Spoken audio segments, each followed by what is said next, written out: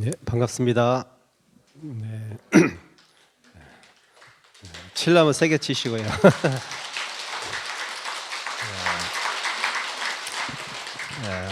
우리 저기 사무총장님이 오랜만에 오신 거. 이따 나중에 인사 한번 하십시오. 오늘 사무총장님까지 발음이 잘 안 돼요.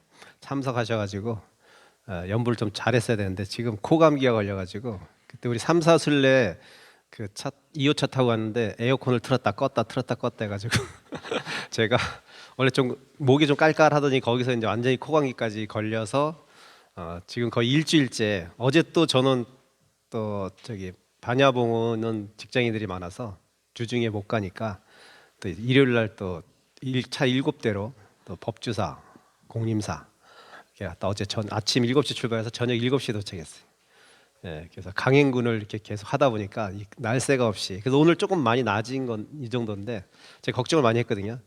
가장 좋은 컨디션 상태에서 연불도 하고 법문도 해야지 그나마 좀 여러분 귀에 쏙쏙 들어갈 텐데 지금 코맹맹이가 소리가 나가지고 괜찮나요? 들을만 해요. 자, 오늘은 두 가지 버전이 있어요. 여러분이 선택하세요. 하나는 마음 공부에 대한 것이고, 물론 다 마음과 연관되어 있지만 주로 이제 마음 공부에 대한 얘기를 할 것이고, 또 하나는 왜 우리는 그렇게 번뇌에 휩싸여 있는가, 그 원인에 대해서 한번 생각해보는 그 두 가지가 있어요. 어느 거 선택하시겠어요? 네? 마음 좀 어렵습니다. 귀 쫑긋 세우고 들으셔야지 좀 이해가 스님이 되도록 쉽게 풀어지겠지만 귀를 쫑긋 세우고 들으셔야 합니다. 마음 얘기하면 뭐 쉽게 얘기하면 쉽게 얘기할 수 있지만 또 깊이 들어가면 엄청나게 또 얘기할 수 있어요. 근데 여러분이 첫 번째 마음 공부, 그러니까 마음에 대해서 알기 전에 우리가 마음을 얘기할 때 마음 하면 떠오르는 어떤 마음에 대한 추상적인 각자의 생각들이 있을 거예요. 근데 그것은 모든 것이 다 언어를 통해서 연상되는 것들이야.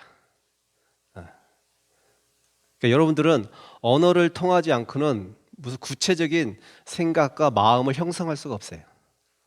예를 들면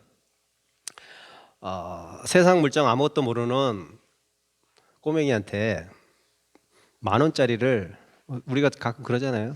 추석 때, 설날 때, 뭐 명절 때 애기들한테 10,000원짜리 또는 50,000원짜리 주면 딱 쥐어주면 걔들이 이거 알아요, 몰라요? 이건 50,000원짜리니까 나이스 이러지 않잖아요. 1,000원짜리 주면 이게 뭐야 이러지 않잖아요. 그러면 걔네들은 왜, 우리는 분명히 1,000원의 가치와 50,000원의 가치를 분명히 알고 되도록 50,000원짜리를 주기를 바라는데, 그 아이들은 왜 그러면 똑같은 물건, 똑같은 화폐 가치를 두고 왜 분별심이 없을 거예요? 차이점이 뭐예요? 여러분과 아이들과의 차이점.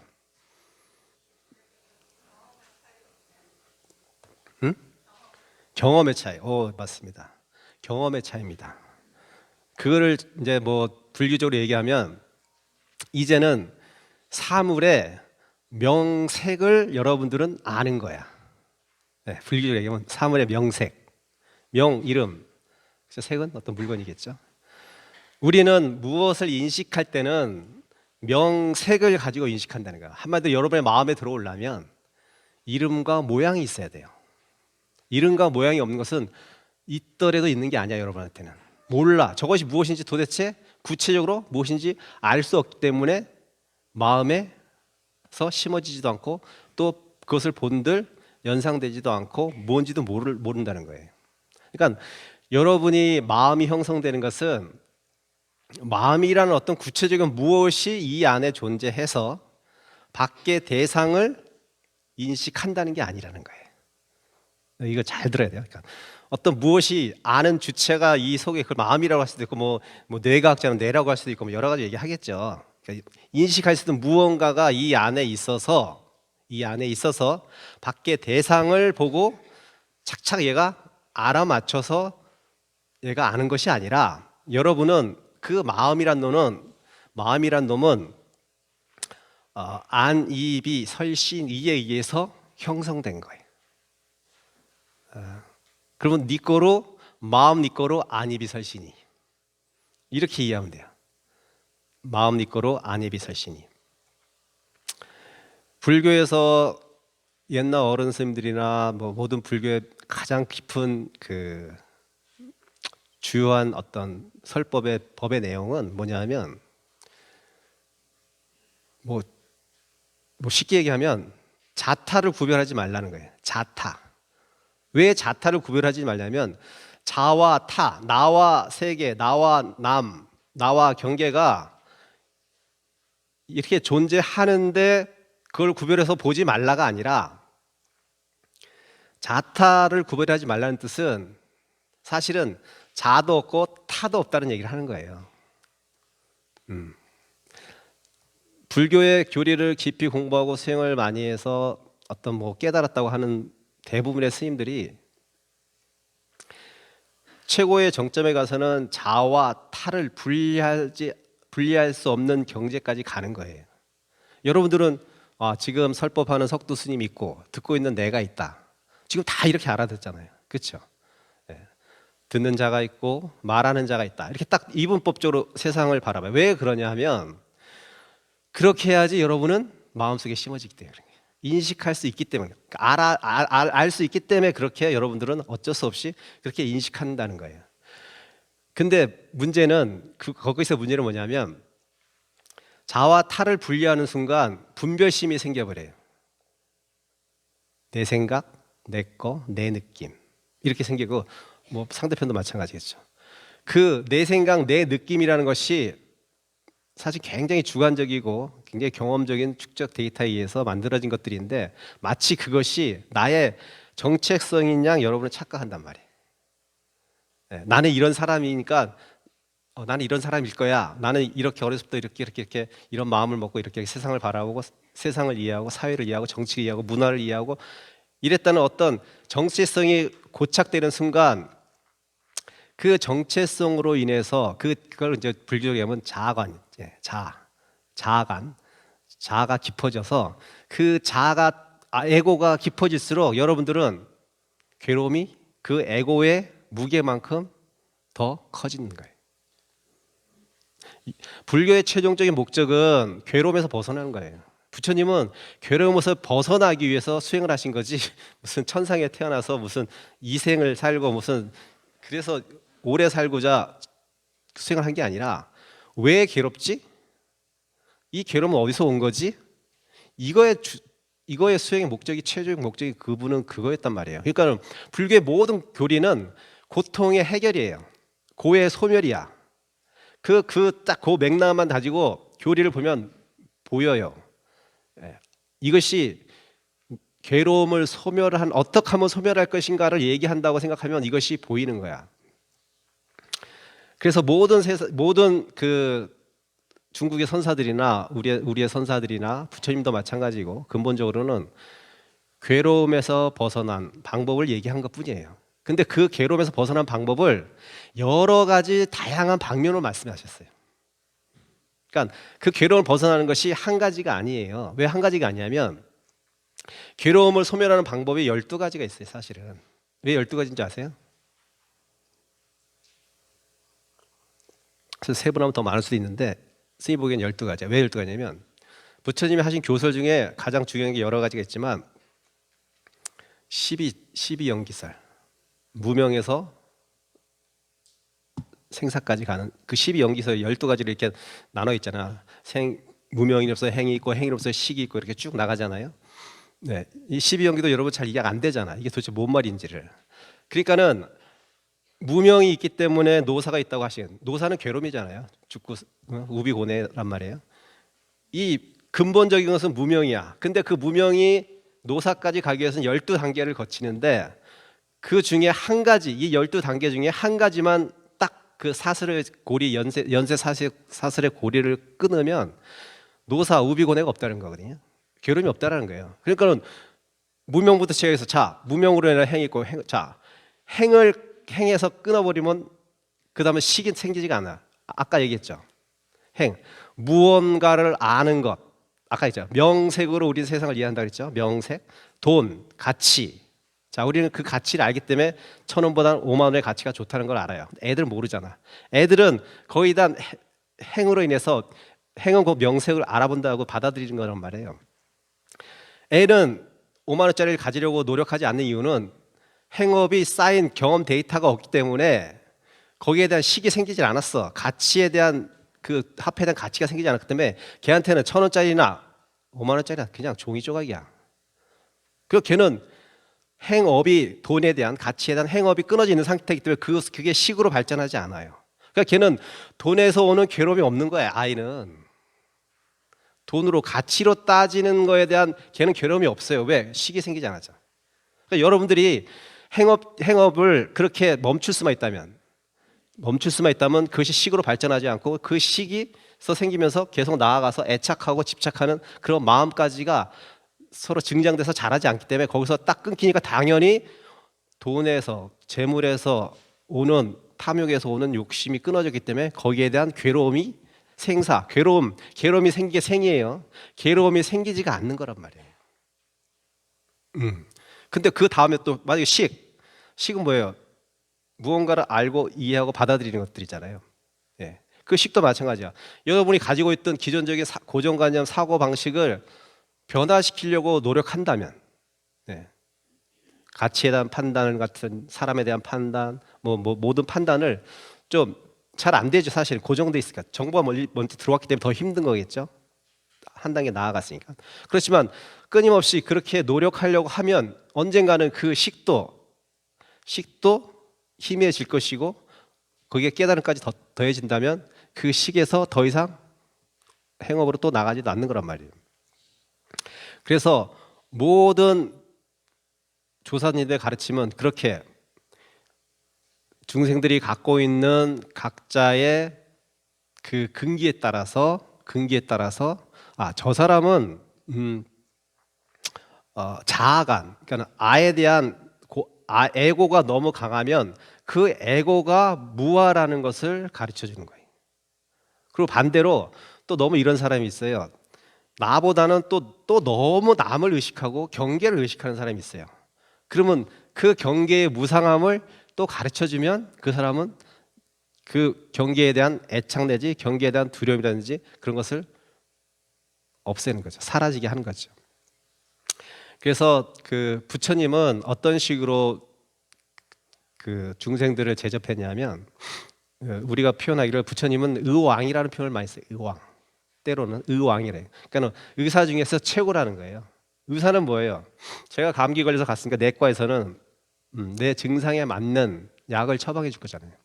네, 그렇죠? 만약에 내가 폐렴 걸렸으면 또 폐렴에 대한 증상에 대한 약을. 그러니까 그 사람이 어떤 병을 앓고 있냐. 그러면 여러분이 도대체 각자 어떤 병을 앓고 있냐면 자아간이 강한 사람이 있고 또 나와 남을 너무 분리해서 보는 사람이 있고 그렇죠? 이런 여러 가지 형태의 여러분이 갖고 있는 그것으로 인해서 괴로움이 발생되기 때문에 그것이 굉장히 무상한 것이고 변해가는 변혁법이라는 것을 알려주고 거기에 대해서 사유하고 공부하게 시키는 거예요. 그래서 그 병을 스스로 치유할 수 있게끔 해주는 거예요. 그러니까 부처님은 약을 줄 뿐이지 약을 먹고 거기서 치유를 하는 사람들은 여러분 각자라는 거예요. 마찬가지로 스님도 마찬가지죠. 근데 가장 중요한 건 또 하나. 그 스승이 각 제자면 제자고 중생이면 중생이겠죠. 각 인연들이 오면 그 인연이 무엇이 가장 저 사람을 사로잡고 있는지, 얽매여 있는지를 먼저 판단해야겠죠. 그래서 여러분 때로는 헷갈릴 거야. 아니 어떤 스님은 이게 좋다 그러고 어떤 스님은 또 저게 좋다 그러고 어떤 스님은 염불하라 그러고 어떤 스님은 선하라 그러고 어떤 스님은 진언하라 그러고 왜 스님들마다 뭘 얘기하시는 게 너무 다 달라요. 그것은 뭐냐면 그 스님이 그 인연 되는 분을 판단하기에 이분은 이러한 면이 너무 강해서 그것으로 인해서 괴로움을 겪으니까 그것을 끊어낼 수 있는 방법을 제시해 주는 거라. 그러니까는 누가 했다고 좋은 게 아니라 내가 해보니 괜찮은 걸 선택하는 거예요. 알겠죠? 그 대신 만약에 그런 스승을 여러분이 못 만났다면 이렇게 트라이를 해보는 거야. 시도. 이것도 해보고 저것도 해보고 다 해보는 거야. 연불도 해보고 마음 공부도 해보고 명상도 해보고 한번 탐구를 해보는 거야. 탐구. 왜? 스승이 있어서 운이 좋게 스승이 좋아 눈 밝은 스승을 만나가지고 여러분이 그런 1대1로 공부 지시를 받으면 너무나 좋을 텐데 그렇게 만나기가 요즘 세상에 쉽지 않잖아요. 그렇죠? 그러니까 여러분이 좀 스스로 찾아서 나서야 되는데 그 찾아서 나서려면 시도 이것도 해보고 저것도 해봐야 된다는 거예요. 그래서 이렇게 해보니까 내가 좀 마음이 편안해졌어.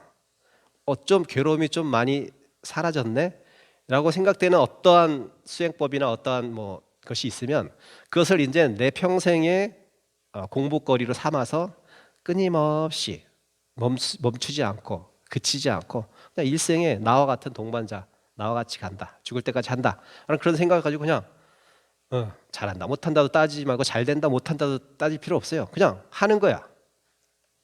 그렇게 계속 하다 보면 언젠가는 여러분이 그것이 처음에는 열심히 하다가 보니까 어쩔 때는 게을러져 갖고도 열심히 못해요. 그럼 내가 좀 잘못하고 있나? 막 이런 생각이 들면서 또 막 마음을 내서 하려고 하겠죠. 그거 중요해요. 과정이에요. 다 가게 과정. 근데 그걸 극복해야 돼. 게으른 마음도 극복해서 꾸준히 그 수행법을 하는 거예요. 그런데 열심히 또 하다 보니까 이게 뭔가 성취가 분명히 있거든. 그러면 또 그것이 또 최고라고 너도 해라 막 건건해. 그럴 필요 없어. 나만 하면 돼. 나만 잘하면 돼. 누구하고 건건할 필요도 없고 누구 비교할 필요도 없어. 쭉 하다 보면 거기다 아상이 생겼는데 아상을 또 극복해야 돼. 아상을 또 극복하고 자만을 극복하고 더더더 하다 보면 이제 어떻게 되냐면요. 맨 마지막에 이제 코스는 해도 좋고 안 해도 좋은 단계가 와요. 그 수행법을 해도 편하고 안 해도 편할 때가 와요. 그럴 때가 여러분이 완전히 그 공부에 익숙해진 거예요. 그러니까 스님은 선방 다닐 때 하루에 10시간씩 정진했잖아요. 그때는 뭔가 하는 것 같았거든. 지금 맨날 노는 것 같아요. 네? 이런 생각하면 안 된다는 거야. 그때는 그때의 인연에 맞게 열심히 하고 또 지금의 인연은 여러분 다 제가 법을 전해주고 포교를 하는 거잖아. 그럼 여기에 의미를 찾아서 잘하면 되는데 꼭 비교를 해. 그때는 좋았는데 산으로 가고 싶어. 그런 스님 있어요. 도시에 와놓고 산에 가고 싶대. 그럼 산으로 가든지. 왜 미련을 꼭 둔단 말이야. 그거는 좀 제가 보기에는 초보적인 단계야. 거기에 인연이 있을 때는 최선을 다하고 또 여기 왔으면 최선을 다하고 또 여기 인연이 다해서 또 가면 거기서 잘하고 그냥 이렇게 살면 돼. 그 인연에 따라서. 근데 꼭 여기 와서는 거기를 그리워하고 거기 가서는 또 여기를 그리워하네. 가장 어리석은 사람들이라. 그러니까 여러분들이 지금 맺은 인연들한테 후회 없이 하기 위해서 최선을 다하십시오. 최선을 다하다 보면 저 사람은 후회할 수 있지만 나는 후회 안 합니다. 나는 후회 안 하게 돼요. 자, 서론이 길었는데 그럼 오늘은 그 이런 앞에 얘기와 더불어서 도대체 옛날 스님들은 어떻게 부처님은 의왕으로서 응병여약이라고 해요. 환자의 병세에 따라 약을 처방해 주는데 옛날의 스님들은 다 그런 식으로 제자들을 대접했어요. 그래서 오늘은 마음 공부니까 임재 스님은 도대체 어떻게 제자들을 대접했는가. 그래서 4가지 방법으로 제접을 했는데 여러분이 그 네 가지 사람 중에 4가지 신도 중에 나는 도대체 어떤 신도가 한번 스스로 판단해보고 나는 어떤 치료가 필요하다는 것을 한번 생각해 보시는 시간이었으면 좋겠어요. 임재 스님은 많이 들어보셨나요? 어록을 한 번도 안 읽어봤죠? 임재 스님은 우리 조계종은 사실은 임재종입니다. 그러니까 중국에 여러 종파가 있었어요. 여러 종파, 달마 이후에 그 중에 하나가 임재종인데 그 임재 스님, 임재의연 스님이 법맥이 우리의 조계종까지 이어진 거예요. 그러니까 임재종은 지금까지 살아있는 거죠. 다른 종파는 살아있는 것도 있지만 거의 다 사라졌어요. 다 사라지는데 임재종은 이 조계종으로 인해서 아직까지 중국은 사라졌지만 한국은 아직까지도 임재종의 맥이 조계종으로 계속해서 이어져 있다는 거죠. 그 스님이 임재 스님이에요. 그 임재 스님은 예를 들면 이렇게 법맥을 얘기하면 황벽 스님의 제자라. 네, 황벽 스님. 왜 이게 법맥이 중요하면 스님들은 제가 아까 얘기했죠. 자기의 견처에 따라서 제자를 가르친다고 얘기했잖아요. 그쵸? 자기 견처. 자기가 무엇을 통해서 깨달았으면 그 무엇을 통해서 깨달은 걸 가지고 제자들을 제접하고 또 다양하게 제접하기도 한단 말이에요. 이 스님은 임재 스님은 무조건 때렸어요. 예, 때리거나 또는 소리를 크게 질렀단 말이야. 소리를 꽉 질렀단 말이야. 임재 스님 그랬단 말이야. 그 임재 스님의 이제 교육법이 이제 보통 뭐 방도 되고 활도 되지만 이제 화를 많이 해서 소리를 많이. 여러분 저 가끔 뭐 유튜브나 뭐 큰 스님 법회할 때 보면 왁 소리 지르죠. 예. 왜 소리 지를까? 이 스님이 처음에 그렇게 제자를 제접했단 말이에요. 왜 소리를 왜 질렀을까? 뭐 물어보면 그냥 어떤 스님 때리거나 소리를 먼저 질러. 왜 그럴까요? 생각해 본 적 있나요? 저 스님 왜 때릴까? 무식해서? 여러분 순간 누가 옆에서 딴 생각 집중하고 있는데 소리를 확 지르면 어떻게 돼요? 순간 마음이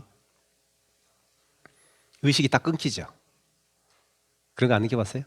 멍하니 딴 생각하고 있는데 갑자기 옆에서 뭐 큰 소리가 나는가 그러면 갑자기 덜컹하면서 내 순간의 의식이 순간적으로 딱 정지가 돼. 인식이 정지된단 말이야. 인식이 정지되니까 어떻게 돼요? 인식이 정지되니까 그동안은 그 인식 따라 내가 틀에 맞게 이렇게 살다가 어떤 공백이 딱 와버리면 그 공백의 틈에 여태까지 내가 생각 못했던 생각이 딱 들어가는 거예요. 네.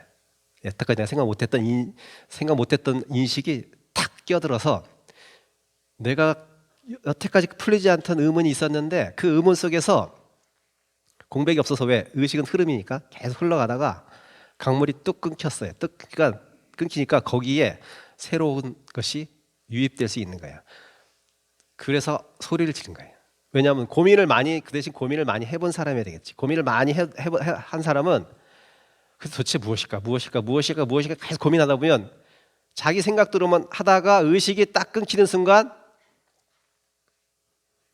새로운 생각이 전환되면서 거기에 대한 해답을 스스로 찾게 되는 거예요. 그래서 그렇게 소리를 질렀던 것이고 또 여러분 맞을 때도 똑같아요. 누가 갑자기 날 때리면 어떻게 화나기 이전에 벌써 멍한 상태가 먼저 오고 그다음에 화가 나겠죠. 네, 그런 거예요.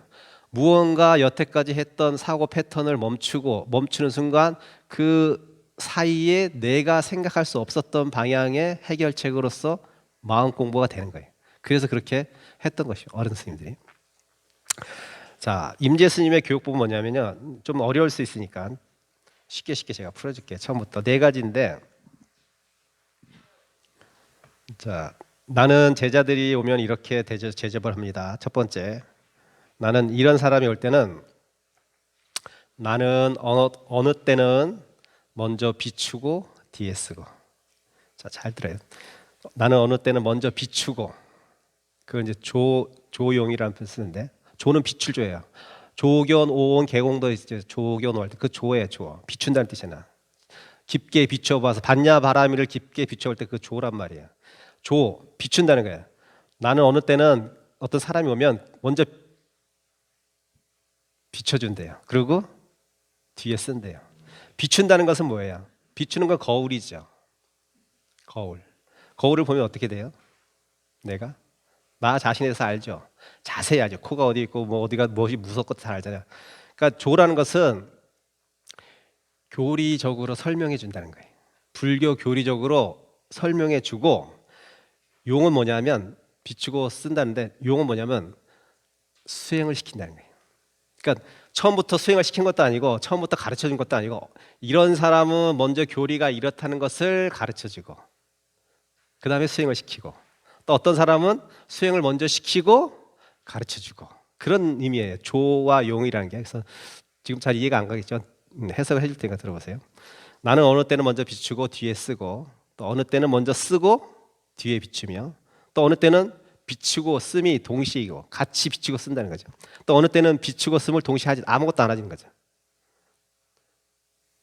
먼저 비추고 뒤에 쓴 것은 어떤 사람이 있었을 것이고 먼저 쓰고 뒤에 비춘 것은 어떤 법이 있었을 것이다. 비추고 씀이 같을 때는 밭 가는 농부의 소도 몰아내고 배고픈 사람의 음식도 빼앗아 뼈를 부수고 골수를 취해 아픈 곳에 침을 놓는다.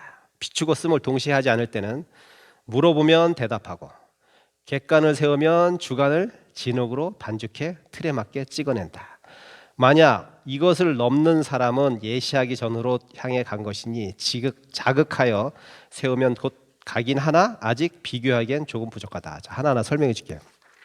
첫 번째, 어느 때는 먼저 비추고 뒤에 쓴다는 것은, 자, 어느 때는 어떤 사람이 왔는데 그 사람한테는 먼저 비추고 뒤에 쓴대. 이 사람은 자아관이 아주 뚜렷한 사람이에요. 그러니까 내가 있다는 생각에 너무나 빠져 있는 사람이에요. 자, 그런 사람이 없을 때는 무상함을 가르쳐 준 거예요. 자아라는 것이 공허한 것을 알려준 거예요. 한마디로 우리가 했던 오온이 공함을 그 사람한테 깊이 있게 가르쳐줘야 돼요. 어떤 사람은 그래서 고집 센 사람들 있잖아요. 나에 대한 생각이 너무 투철해가지고 저 사람은 왜 나한테 저런지 모르겠어요. 저 사람은 왜 나를 괴롭힌지는 모르겠어요. 그것을 자기에 대한 생각이 꽉 차가지고 도대체 나를 세워놓고 거기서 다른 사람을 용납을 못하는 거야. 근데 나를 소멸해야지, 나를 소멸해 자아상을 깨부셔야지 내가 다른 사람과 부딪혀서 오는 괴로움을 벗어날 수 있는데, 이 아상, 내가 있다는 생각에 너무 빠져 있는 사람은 내가 존재한다, 내 것이다, 나의 자아상이다, 나의 정체성이다 라고 그런 게 너무 빠져 있는 사람은 그 아상을 부수지 않고는 수행이 되지 않아요. 한마디로 제일 수행을 하기 쉽지 않은 사람은 많이 아는 사람이에요. 그래서 부처님도 오히려 모르는 사람한테 가르치는 게 더 편한 거예요. 스님들도 마찬가지라. 뭐 예를 들면 비유지만 다는 아니에요. 서울대학교 출신의 스님이 공부가 잘 됐다는 스님은 저는 많이 보지 못했어요. 네, 제 경험에 물론 있을 수도 있어요. 있을 수도. 우리 국장 스님들 서울대 출신 있잖아요. 근데 그분이 공부가 안 됐다는 건 아니고, 그러니까 내가 너무 많이 알고 있고 자아상이 너무 깊은 사람은 수행을 먼저 시킬 수가 없어요. 그런 사람은 차근차근 교리에 대해, 특히 부처님의 무아에 대해서 철저하게 마음적으로 수용할 수 있게끔 끊임없이 지도 편달을 해줘야 돼요. 여러분들이 아마 대부분이 그럴 거라고 생각해요. 내가 갖고 있는 생각이 너무 많아. 근데 와가지고 이 생각을 비워버릴 생각을 하진 않고 와서 스님 명상 어떻게 하는 거예요? 수행 어떻게 하는 거예요? 이렇게 물어보는 사람이 태반이야. 자, 그런 사람은 수행을 먼저 하는 것이 아니라, 수행을 먼저 할 것이 아니라 내가 갖고 있는 생각을 한번 비워내려고 노력을 해야 되는 거죠. 자아관을 비워내려고, 에고를 좀 떨쳐버리려고. 그래서 그런 사람은 어떻게 시킵니까? 이명박 대통령이 무슨 교회죠? 그 교회 어디 잊어버렸다. 그 종로 가는 길에 있잖아요. 영락교회인가? 그 교회 장로란 말이에요. 그 장로 되기 위해서 장로의 과정이 있었어요. 어떤 과정이 있는 줄 알아요? 화장실 청소해야 돼요. 1년 동안. 또는 교통 통제해야 돼. 그렇게 그때는 뭐 모르겠어요. 정치였는지 어쩌면 그 현대가서 사장이었는지 모르겠는데, 거기서 교회에서도 그런 사람을, 그렇게 사회적 지위 갖고 굉장히 뭐 박식하고 그런 사람들을, 명망 있는 사람을 왜 주차 관리 시키고 왜 화장실 청소 시켰어요? 왜? 자기에 대한 자아가 엄청나게 강하잖아요. 그 아주 좋은 방법이라고 생각해요. 저는 내가 똑똑하고 내가 돈 많고 내가 사회적 지위가 높다고 생각하는 사람은 화장실 청소하셔야 됩니다. 주차 관리해야 됩니다. 그렇게 생각 안 하시죠? 이게 내 사회적 지위가 어디인데 대접을 받아야지 내가 절에 와가지고. 그런 사람은 공부에 대한 1도 진전이 없어요. 그런 사람은 아무리 수행시킨다 한들 공부에 진전이 아무것도 없어요. 자기가 갖고 있는 사회적 지위, 뭐에 대한 생각, 그런 것을 내려놓으려는 준비가 돼 있는 다음에 수행을 해야 돼요.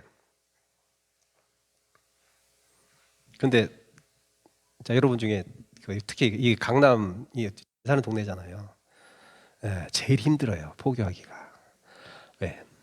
자기에 대한 생각과 자부심이 너무나 강해. 제가 보니까 그래요.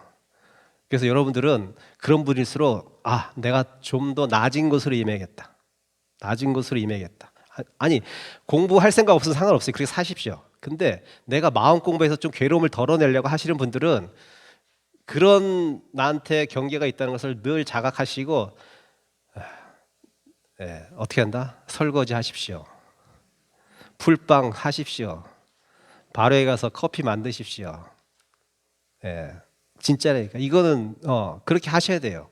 그래야지 그 다음에 그렇게 하고 나서 스스로 느껴지는 게 있을 거예요. 그 다음에 수행하는 거예요. 저희 처음부터 제가 출가해서 뭐 앉아서 명상했을 것 같아요, 여러분.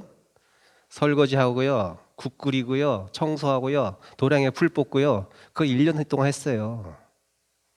하심했단 말이에요. 하심. 그것이 바탕이 돼야지 공부가 순숙되고 무르익고 진전이 있는 거지. 그러한 나에 대한 하심도 없고 자존심만 너무 센 사람은 공부에 진전도 없거냐 하다가 스스로 지쳐서 다 떨어져 나갑니다. 다 떨어져 나가요. 그래서 절에서 자원봉사를 시키고 무엇을 시키는 것은, 봉사를 하려고 하는 것은, 물론 절의 시스템이 자원봉사를 하게끔 시스템이 되어 있는 것도 있지만 그것을 통해서 여러분이 마음 공부를 할 수 있는 여건을 마련해 주려고 하는 거예요. 믿기지 않아요? 저는 그렇게 생각해요. 몰라. 주짓수 생각 모르겠어. 근데 저는 그 봉사를 그런 의미로 받아들여요. 그래서 저는 제가 얘기했어요. 우리 청년도 계시지만 기초학당에서 왜 자원봉사 커리큘럼 뺐는지를 모르겠어요. 자연스님 때 뺐다 그러더라고요. 자연스님 때. 자연스님이 교육할 때 뺐다고 제가 들었어요. 뭐 이건 제가 들은 거니까 사실인지 아닌지 모르겠어요. 확인 안 해봤는데 자연스님 너무 아는 게 많아가지고 교리적으로만 다 하려고 했는지 모르겠어요. 그거는 오히려 아상만 더 키워주는 거예요. 많이 안다라는. 그래서 거사들이 사실 공부하기가 굉장히 힘든 것 중에 하나가 교리적으로 파거든요. 교리적으로 파는 것은 아상만 더 강하게 해주는 거예요. 자아감만 더 제대로 하면 괜찮은데 그 공부를. 근데 그 교리라는 거 여러분, 교리도 내가 마음 바탕이 있고 나서, 그러니까 수행을 좀 하고 나서 보면은요 더 마음에 와닿고 더 체득이 돼요. 근데 내가 머리로 이해해서, 머리가 비상하고 머리가 좋아서 교리적으로는 뭐 말도 잘하고 이해하는 것처럼 들리지만 결국 그것은 메아리 사라져버린 메아리예요. 왜? 제가 그걸 경험해 봤으니까. 제가 수행도 안 해보고 교육 많이 해봤거든요. 나중에 저는 제가 꾀꼬리라고 생각했어요. 난 꾀꼬리구나.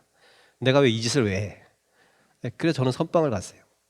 그래서 선방 가서 10년 동안 공부를 해서, 공부를 잘했다는 의미가 아니라 공부는 이렇게 하는 거란 방법론을 알았다는 거예요. 방법론을.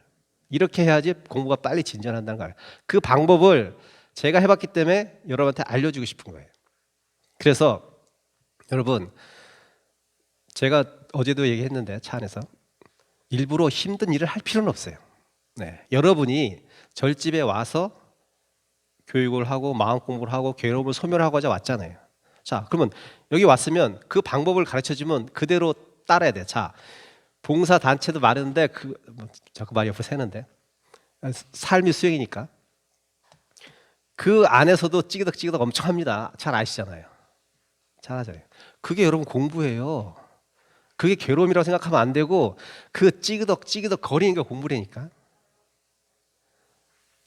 세상에 어느 세상 여러분 나이가 다 있으시잖아요. 어딜 간들 나하고 맞지 않는 사람이 대부분이라는 걸 더 아시잖아요. 맞는 사람이 있으면 너무 행복하지. 대부분이 잘 안 맞아요. 그 안 맞는 속에서 나를 보는 거예요. 그 사람을 통해서 나를 보는 거라니까. 그래서 사실은 그 사람 허물이 보인다는 것은 내가 그 허물을 갖고 있다는 거예요. 그거 못 느끼셨나요? 아까 그랬잖아요. 내가 인식 못하는 것은 보이지 않고 느껴지지 않아요. 내가 그런 감정과 인식을 갖고 있으니까 그 사람의 행태가 보이는 거야. 나한테도 그런 면이 있다고 생각하면 그것을 수용하고 어떻게 하면 받아서 내 공부를 삼을까를 걱정하셔야 되지. 불평, 불만 이렇게 해버리면 오히려 봉사 안 하는 것만 못하게 된다. 그래서 여러분 지금 어느 연등이든 속해가지고 지금 다 하고 있잖아요. 연등원도 마찬가지야. 나하고 맞는 사람만 있는 것은 아니잖아요. 그 안에서 자 그러면 나 연등 안 할래. 그럼 직장생활 안 해요? 그럼 직장생활 안 할래. 가정? 애들하고 안 싸워? 남편하고 안 싸워? 우리는 어디 피할 곳이 없어. 낭떠러지야. 태어나는 순간부터 우리는 정해져 있는 거예요. 그러니까 그것을 공부 삼아 하려고 내가 접근해야지. 여러분이 지금 여러분 스스로 발생되는 많은 괴로움들이 수그러질 수 있고 사라질 수 있는 거예요. 사라진다는 것이 아니라, 사라진다는 것은 없어지는 것이 아니라 내가 바뀐 거야. 내 태도가 바뀌고 그것을 수용하는 내 마음이 바뀐 거예요. 네. 환경과 그 사람은 바뀌지 않습니다. 근데 결국 그것을 바라보는 내 마음과 내 인식과 내 태도가 바뀌었기 때문에 그 괴로움이 수그러들고 사라지고 없어지는 거예요. 그러니까 괴로움은 있는 것도 아니고 없는 것도 아니고 내가 만들어낸 것입니다. 네. 만들면 있는 것이고 안 만들면 없는 거예요. 근데 있기도 하고 없기도 하는 거잖아요. 그렇게 괴로움을 접근해야지. 저것은 늘 어떤 괴로움은 고정되어 있는 것이야. 그리고 그것은 내가 느끼는 것이야, 받는 것이야 라고 생각하면 답이 없어. 왜? 죽을 때까지 나는 괴로워야 돼, 거기에 대해서는. 근데 아니잖아요. 괴로움은 변하잖아. 변한다는 것은 내가 어떻게 수용하느냐에 따라서 변하는 거잖아요. 결국은 경계를 변화시키고 타인을 변화시킬 것이 아니라 나 자신의 마음의 상태를 변화시키려고 노력하는, 그 마음의 상태를 변화시키는 게 하심하는 것이고, 그렇게 남과의 문제가 생겼을 때 그것을 거울 삼아 나를 바라보고 체크하는 거예요. 거기서부터 시작되는 거예요.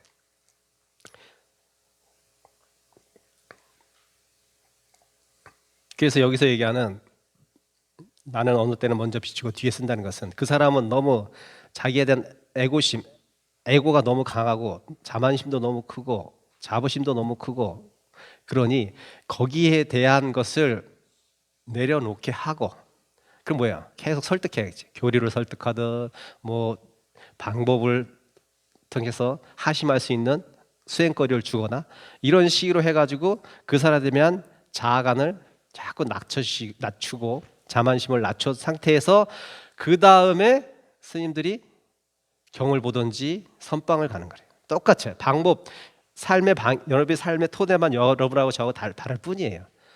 그러니까 여러분이 할 수 있는 건 뭐예요?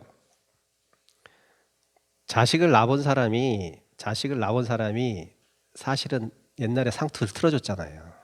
그렇죠? 장가 가면 틀어줬잖아요. 그 왜 그래? 왜 어른 대접했어? 아무리 나이 많아도 장가 못 가면 상투 안 틀어줬잖아요. 이유가 뭘까요? 어른이 아니야.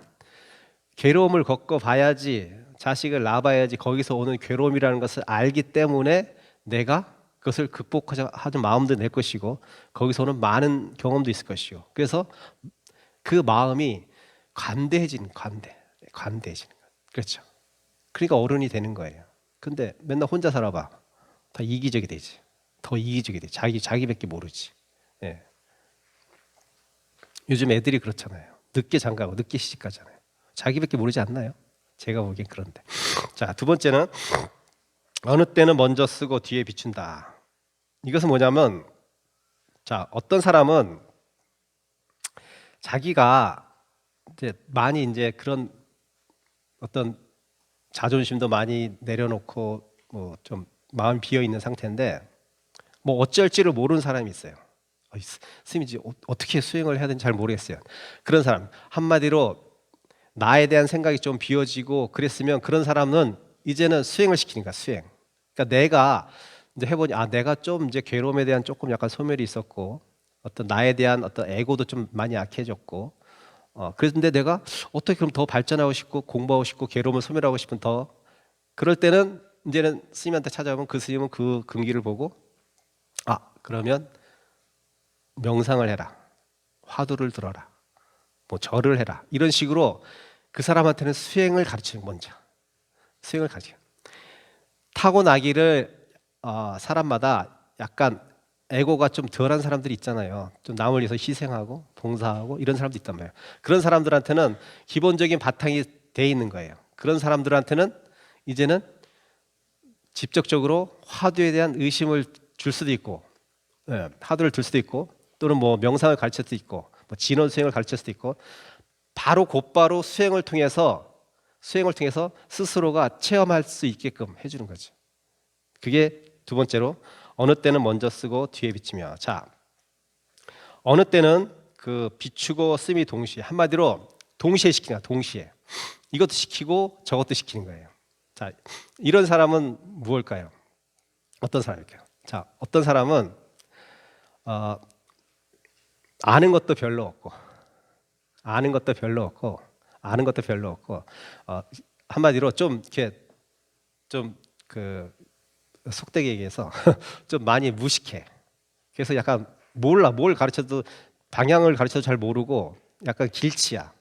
이런 사람들은 딱 붙들어 놓고 동시에 시키, 동시에 교리도 가르치고 수행도 동시에 하게끔. 예, 예. 이런 사람은 동시에 가르치는 거예요. 그래서 옛날에 그 주리반특가라고 부처님 제자가 있었잖아요. 주리반특가는 어떻게 했어요? 부처님이, 걔는, 그 스님은, 제자는 하나를 가르치면 둘을 까먹어. 이거 어떻게 해요? 어떻게 해요? 그러니까 부처님 방법이 없었어. 어떻게 그랬어? 주리반특가야, 너는 그냥 빗자루 하나 들고 마당을 쓸면서 이 마당이 깨끗해지듯이 내 마음도 깨끗해지어다. 이것만 해가지고 그냥 마당 청소만 해라고 부처님이 시킨 거예요. 그러니까 일자 무식에 너무 아는 것도 없이요. 근데 너무 착해. 너무 착하고 선해. 비어 있으니까, 텅 비어 있으니까. 근데 부처님 그렇게 말씀하셨으니까 준 거예요. 실행을 시켜, 수행을 시킨 거야. 빗자루질이라는 수행을 시키고 화두를 줬잖아요. 그렇죠? 공부글을 줬어요. 내 마음도 이와 같이 깨끗해지어다. 내 마음도 이와 같이 깨끗해지어다. 라고 빗자루질을 매일매일, 그것도 하루도 빠짐없이, 왜? 믿었으니까. 스승을 믿었기 때문에 계속 했어요. 그래서 어느 순간 탁 깨달았잖아요. 탁 깨달아서 아라한과를 증득했잖아요. 네. 이거는 경전에 나온 내용이잖아요. 사실이니까. 그러니까 이 마음 공부라는 것은 많이 아는 사람도 할 수 있고 아무것도 모르는 무지렁이도 할 수 있는 거예요. 근데 문제는 스님 보기에는 오히려 이 경험상 비춰봤을 때는 오히려 무지랭이가 공부하기는 더 좋다. 공부하기는 더 좋다. 그리고 나이가 어릴수록 공부하기는 더 좋다. 스님이 출가할 때만 해도 평균 나이가 30 초반이었어요. 30살이에요. 30살. 지금 몇 살인지 아세요? 평균 연령, 출가 연령이 45이래. 45 됐으면 출가할 수 있어요. 자, 나이가 많다는 건 뭡니까? 아는 게 많은 거예요. 데이터가 많은 거야. 데이터가 많으면 분별심이 많은 거예요. 분별심이 많은 거예요. 거기다가 또 아는 게 더 많아? 사회생활도 많이 했어? 이러면 절집에 와서 공부하기가 너무 힘들어요. 그래서 모든 스님들이 생각하기를, 저를 비롯해서 많은 스님한테 제가 물어봤는데 100%다 똑같이 어떻게 얘기냐? 일찍 출가할 걸. 빨리 출가할 걸. 왜 그러겠어요? 빨리 일찍 출가할수록 나에 대한 데이터, 그러니까 인식에 대한 데이터가 많이 축적이 안 됐기 때문에, 분별심을 많이 일으키지 않기 때문에 시키면 시키는 대로 해요. 여러분, 제가 시키면 안 하잖아요. 네? 이렇게 하라고 하면 의심하잖아요. 왜? 내가 그런 비슷한 경험을 가지고 데이터가 있기 때문에 꺼내서 비춰보거든요. 긴 것 같기도 하고 아닌 것 같기도 한데, 스님 많이 알까? 제대로 알아? 네, 자꾸 비교 분별한단 말이에요. 이렇게 나쁘다는 것이 아니고, 좋고 나쁨은 아니에요. 그건 좋고 나쁨이 아니라 인식에 대한 어떤 데이터가 많을수록 여러분들은 그것이 나의 방해라는 것을 스스로 아셔야 됩니다. 스스로 아셔야 돼요. 그래서 그것을 내려놓는 연습을 꾸준히 해야 돼. 내려놓는 연습. 그게 뭐예요? 내려놓는 연습이 뭘까요? 어떻게 내려놓겠어요? 내가 갖고 있는 아상과 아집과 아망과 교만을 어떻게 내려놓겠어요? 그것은 내가 내려놔야지라고 돼서 내려놓는 것, 내려지는 것이 아닙니다. 몸을 움직이셔야 됩니다. 몸뚱아리를 훈련시켜야 돼요. 왜? 몸뚱아리를 통해서 이것이 익혀진 것이기 때문에 안, 이, 비, 설신, 이에 의해서 그 정보들이 다 들어온 거잖아요. 그렇죠? 그러면 결국은 안, 이, 비, 설신을 잘 다스리면 되는 거예요. 새롭게 정보를 입력 안 할 수가 없어요. 입력 계속 됩니다. 근데 이것을 단속하는 거예요. 여러분들은 수행을 잘못 알고 있는 것 중에 하나가 내가 무엇을 함으로써 무엇을 얻는다 생각하죠. 참선을 열심히 해서 화두를 옆에 두면 도인이 깨달은 자가 될 거야. 부처가 될 거야. 아니 그거 아니에요. 내가 갖고 있는 생각을 싹 내려놓은 부처예요. 부처가 따로 있는 것이 아니라 무엇을 깨달은 게 아니라 내가 갖고 있는 모든 옳고 그름의 모든 분별심, 집착심, 애착심을 한순간에 내려올 수 없죠. 근데 딱 깨달으면 그게 싹 내려간대. 그게 싹 내려가면 부처예요 그냥. 네, 그러니까 여러분들이 행복하다는 것은 뭐냐면요, 행복이 있어서 행복을 내가 쟁취하는 게 아니에요. 괴로운 상태를 벗어나면 행복이에요. 그렇잖아요. 괴롭기 위해서 아니 행복을 찾기 위해서 애쓸 필요가 없어요. 그냥 내가 괴롭다는 그 생각만 벗어나면 행복이야 그 상태가. 근데 우리는 마치 이 괴로움을 벗어나기 위해서는 무언가를 얻어야 된다고 생각하잖아. 그렇죠? 아니라니까. 내가 괴롭다는 것을 느끼면 그 괴로움의 정체가 무엇인지를 빨리 알아야 돼. 그 괴로움이 어떻게 발생했는지를 알아야 되고 그 괴로움을 어떻게 형성되는지 알아야 돼요. 그 괴로움을 그래서 거기서 피하면 안 되는 거지. 이 괴로움이 나의 분별심 때문에, 나의 집착심 때문에, 나의 애착심 때문에 왔구나라는 것을 알고 애착심, 집착심을 줄이고 내려놓는 연습을 계속 하다 보면 어느 순간 거기서 똑같은 상황에서 내가 분명히 더 큰 애착심을 느꼈고 집착심을 느꼈을 텐데 그것이 나도 모르게 내려져 있으니 똑같은 상황이 와도 나는 괴롭지 않은 거예요. 누구한테는 괴롭겠지. 그 집착심 있는 사람. 자식에 대한 것도 그 전형적인 예잖아요. 당연히 안 내려지죠. 내리려고 연습을 하는 거야 계속. 옆집 아이다 계속 세뇌시키세요 자기를. 그러면 진짜 어느 순간부터 옆집 아이가 돼 있어. 그런데 관여 안 해 걔한테 크게. 그럼 잘 되면 좋겠다 라는 생각을 하지만 이거 해라 저거 해라, 왜 이렇게 늦게 일어나니, 밥 왜 늦게 먹니, 왜 취업은 안 하니. 네. 그 사랑이라고 생각하지만 사실 집착이거든요. 애착이야. 선생님 그래도 걔가 잘 되라고 하는 건데 내가 자식을 잘 되지 않길 바라는 부모가 어디 있어. 다 그렇게 생각해요. 네. 좀 객관화시켜. 자식과 나를 객관화시키려고 노력하십시오. 자식이 오는 괴로움이 있는 분들은 객관화시켜. 자신을 자꾸 얘는 하나의 인격체로서의 존재라고 생각해 주시고 하나의 인격체로서 사회인으로서 존중해 줘야 돼. 꼭 내 자식이라는 생각이 들어가는 순간 애착하니까 그런 마인드 컨트롤을 계속 하는 거야. 마인드 컨트롤을. 어떻게 자식에 대해서 하루아침에 뚝 끊어져. 그거 안 되지. 마인드 컨트롤 계속 하다 보면 어느 순간부터는 10번 집착할 걸 9번, 8번, 7번째 계속 줄여나가면서 하나로 줄여버려요. 근데 이것마저 떨어져 나간다면 사실 이제 여러분 부처가 되는 거죠. 자식에 대해서는 부처가 된 거야 그때 이제 자식에 대해서. 강아지들이 정확히는 모르겠지만 아마 모성애를 느끼는 기간은 한 2-3달 맞나요? 그다음부터는 쟤는 그냥 하나의 객체야. 먹이 가지고 서로 싸워. 그렇잖아요. 그래 싸우잖아 걔네들. 자식인데 처음에는 막 먹이 물어다 주고 하다가 물론 이제 특별한 강아지도 있긴 하더만요. 커도 이렇게 해주는 강아지가 있는데 대부분의 그 강아지들은 모성애를 느끼는 기간이 그걸 한 3-4개월밖에 안 된다고 그러더라고요. 자, 걔네들은 그럼 왜 3-4개월밖에 안 될까요? 왜 우리는 평생을 짊어지고 갈까요? 자식을. 걔네들은 뭐가 없어요? 강아지들은 뭐가 없습니까? 감성만 있어요. 걔네들 뭐가 없어요? 이성이 없잖아요. 이성. 분별심이 없단 말이에요. 분별심이 크게 분별하지 않아요. 분별심이 없어요.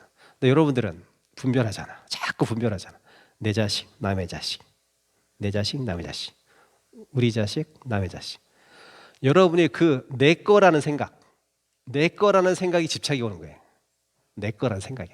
그래서 그 내 거라는 생각을 내려놓는 연습이 필요한 거예요. 근데 하루아침에 안 되니까 계속 그렇게 쟤는 객체로서 하나의 존재로서 인정해줘야지. 그렇게 계속 마인드 컨트롤 하십시오. 그러면 어느 순간부터는 여러분 거기에 대해서 뚝 떨어지는 날이 온단 말이에요. 예. 예. 그럼에도 불구하고 안 될 때는 쉽지 않겠지만 내보내세요. 내보내면 눈에 안 보이면은 좀 덜 집착하니까 스님 자식도 안 낳았는데 어떻게 그렇게 잘하세요라고 물으시는 오히려 객관적일 때 더 잘 보여요. 주관적이 되면 더 안 보입니다. 내가 거기에 속해버리면 안 보여요. 내가 기독교래. 내가 조계종 안에 있으면요, 조계종의 허물을 잘 못 보게 돼요. 왜? 나는 여기에 애사심이 있잖아요. 애종심이 있단 말이에요. 그러니까 남들이 비판하면 그냥 그것이 잘못됐다고 생각하더라도 싫어요. 싫은 마음이 다 일어나요. 그걸 내가 스스로 느끼겠어요. 그 말이 맞아요. 근데 싫은 거야. 자, 이게 우리가 생각하는 번뇌입니다. 우리가 생각하는 여러분 양식은 다르지만, 근데 여러분 똑같아요. 여러분의 어떤 그 자존심, 자존감을 건드리면 불뚝 그런 것이 나오잖아요. 불뚝 나오잖아요. 그게 왜 나와요? 그게 번뇌거든요. 왜 나오냐면 나는 나만의 존중받은 고유한 객체라고, 주관적인 주체라고 생각하기 때문이에요. 네. 그게 불교에서 얘기하는 자성이에요. 자성. 스스로 된 성품이란 뜻이에요. 나는 스스로 된 자, 나는 있는 자, 나는 존재하는 존재, 너와는 다른 존재. 이렇게 생각해보니까 그것을 딱 건드리는 순간, 나의 정체성을 딱 건드리는 순간 우리는 불가같이 화를 내는 거예요. 불가같이 화를 내고 분노가 확 일어나는 거예요. 예. 거기서 분노가 일어나는 순간 어떻게 합니까, 여러분은? 어리석은 행위를 하게 돼요. 당연하죠. 예.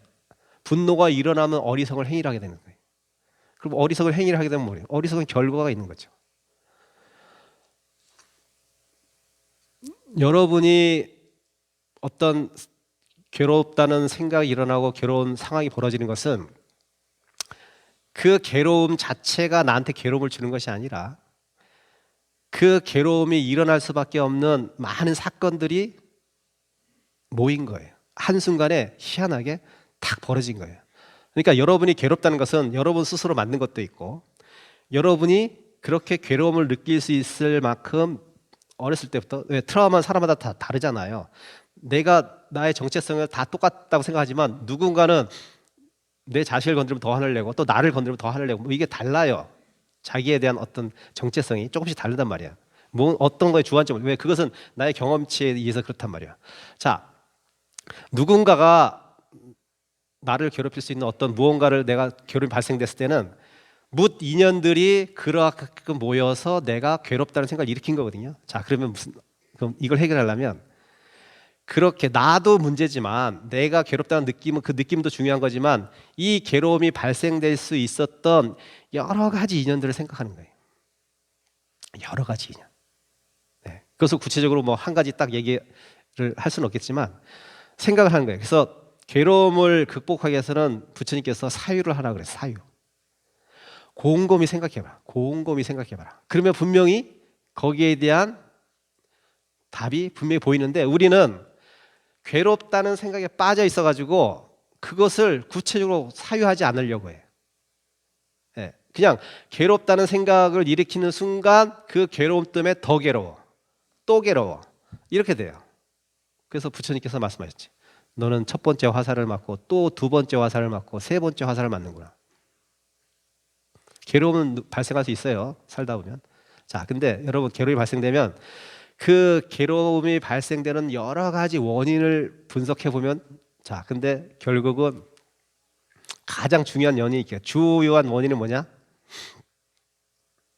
부처님의 생각은 나라는 생각을 세웠기 때문에, 남이라는 생각을 세웠기 때문에 거기서 발생되니, 나라는 생각을 지우는 훈련을 하고 남이라는 생각을 지워버릴 수 있는 훈련을 하는 거다. 그것이 이 세상은 세계 일하다, 하나의 꽃이다.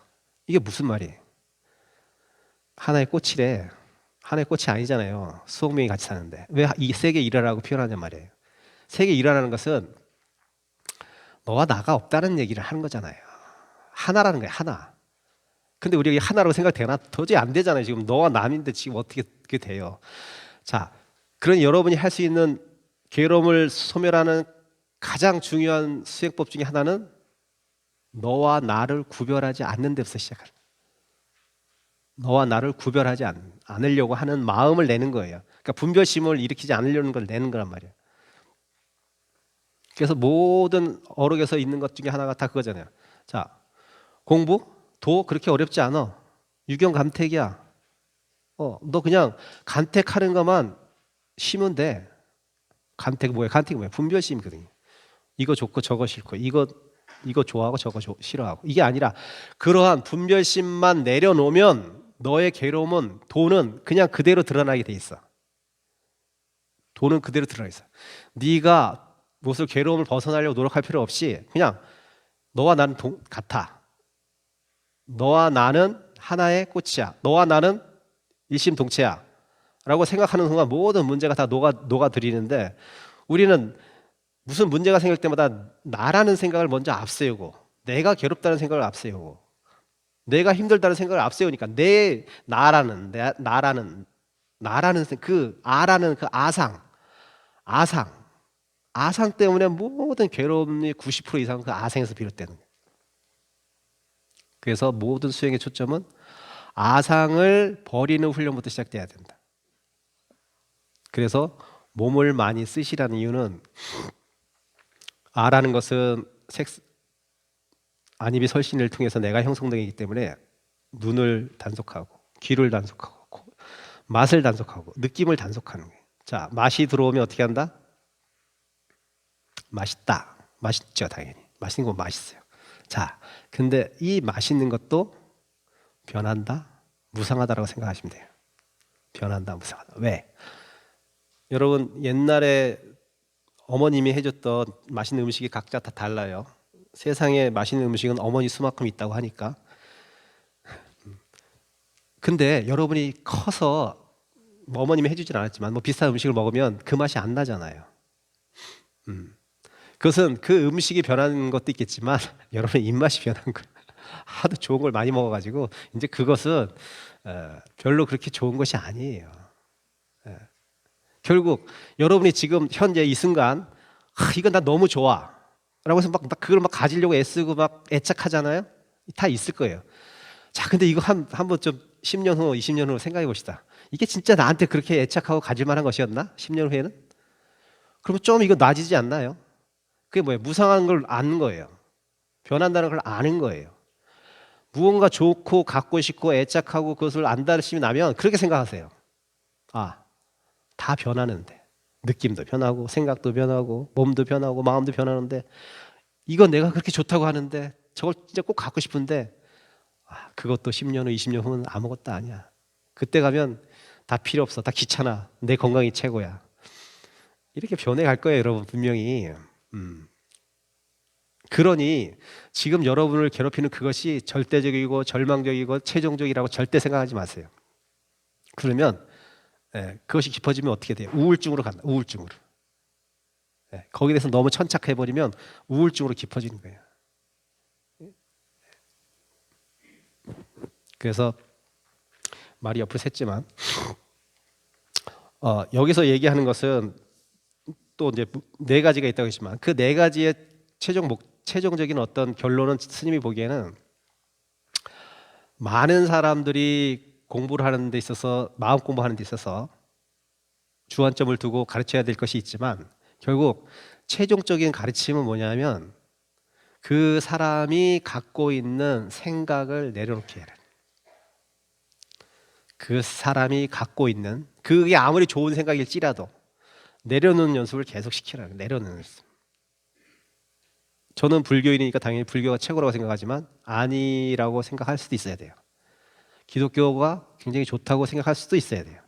그래야지 내가 불교 공부를 더 잘할 수 있는 상황이 되는 거예요. 왜 불교는 종교 전쟁이 없었을까요? 크게 이런 생각을 갖고 있었기 때문에 불교 교리 자체 내에 내 것이 최고니까 이것을 고수해서 이것이 최고의 가치라고 생각하지 않았기 때문에 전쟁을 하지 않았고 종교 전쟁을 안 했던 거예요. 근데 기독교는 완전히 종교 전쟁, 십자가 전쟁부터 해가지고 이 종교 때문에 전쟁이 얼마나 많이 일어났어요. 네, 그건 유일하기 때문에 최고잖아요.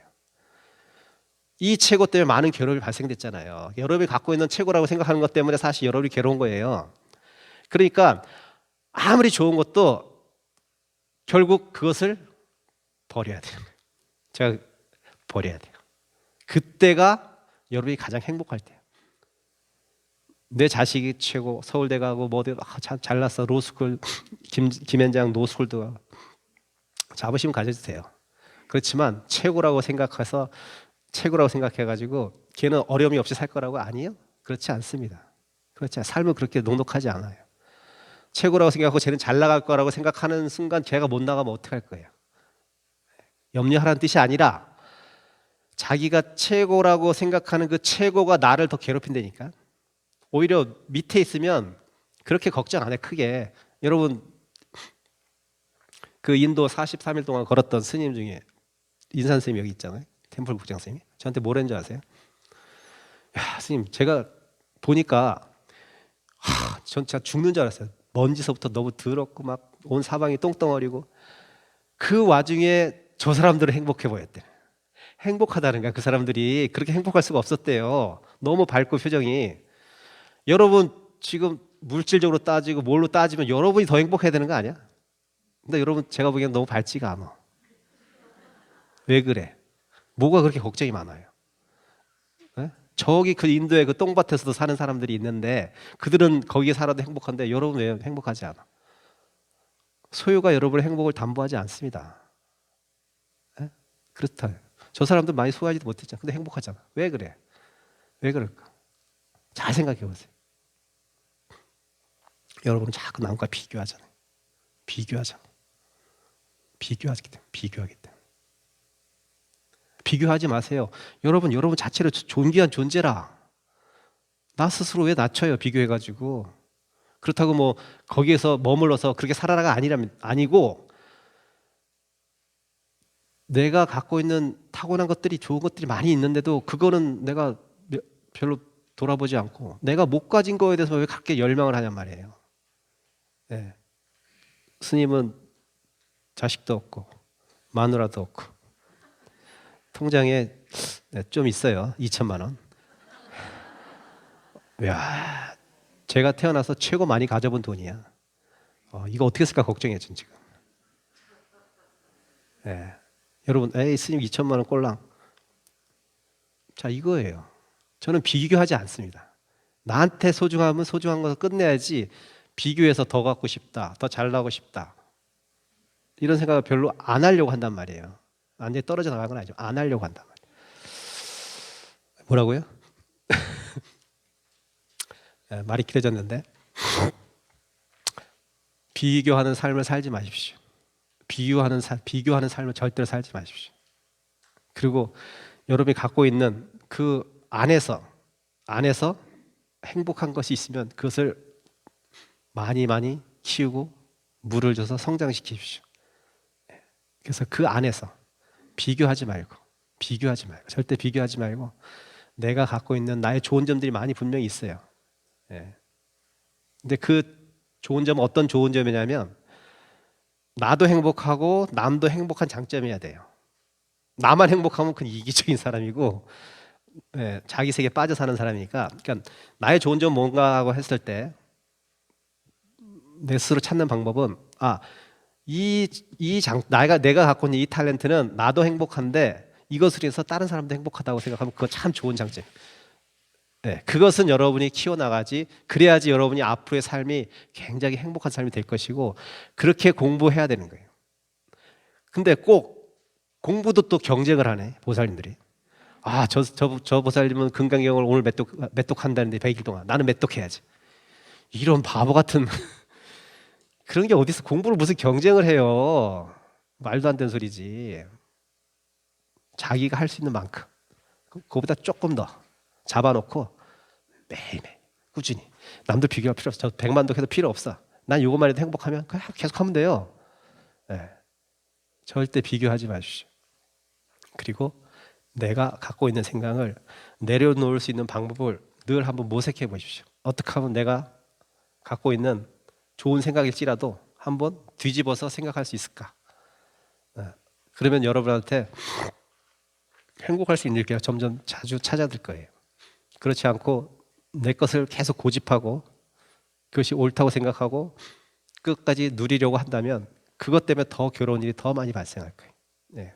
스님은 때로는 이 스님이라는 생각도 내려놓으려고 해요. 왜? 스님도 상이잖아. 스님은 대접받아야 되고, 스님은 늘 누가 사주는 밥만 먹어야 되고.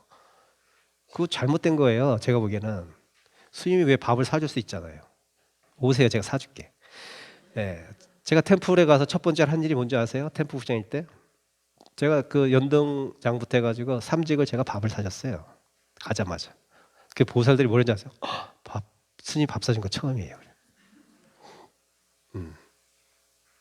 왜 스님은 물론 이제 우리가 걸사니까 얻어먹는 건 어떻게 부처님 이래로 당연한 권리긴 해요. 그렇지만 현대는 바뀌었어. 2600년 전에 부처님 그래도 돼. 지금 아니야. 왜? 나도 돈 벌잖아. 지금 보시금 받잖아. 나도 살 수 있는 거예요. 예. 이렇게 전환하면 돼요. 그러면 나는 꼭 얻어먹어야 돼. 나는 걸사니까 또 받아야 돼. 그런 생각에서 만약에 안 주면 어떻게 돼? 스님이 저거 사러 왜 안 주지? 이렇게 생각할 거 아니에요. 그게 얼마나 나쁜 생각이에요. 옳지 못한 생각이잖아요. 그러니까 나는 나도 때론 줄 수 있어라고 생각한다면 편하잖아. 그렇죠? 네. 뭐 제 예를 들면 그렇다는 거예요.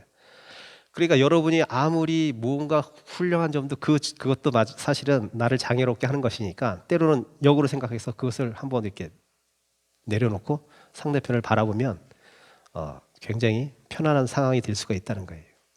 그래서 늘 조고각하는 마음, 회광반조하는 마음, 그게 다 비추어 본다는 의미거든요. 비추어 본다.